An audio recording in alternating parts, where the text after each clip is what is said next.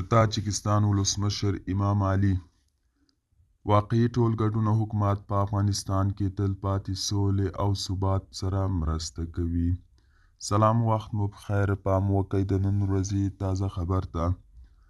د تاجکستان ولسمشر امام علي رحمان د پاکستان لومړي وزیر شهباز شریف سره په یوې ګډې خبري غونډه کې په واقعي ډول په افغانستان کې د یو ټول منلي حکومت په جوړېدو ټینګار کړی.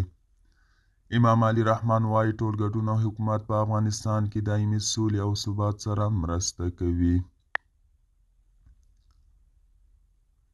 د تاجکستان ولسمشر وایي د پاکستان د لومړي وزیر سره یې د ترهګرۍ سره د مبارزې، د نشه یي توکو د قاچاق په مخنیوي او د سیمې د هیوادونو په یو شمېر مهمو مسایلو خبرې کړي او د همکاریو ژمنې کړي.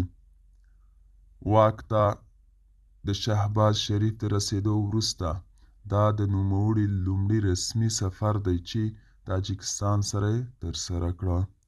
دوستانو، دا و د نن ورځې چمتو کلی خبر. تر بیا په الله سپارم. ښې چارې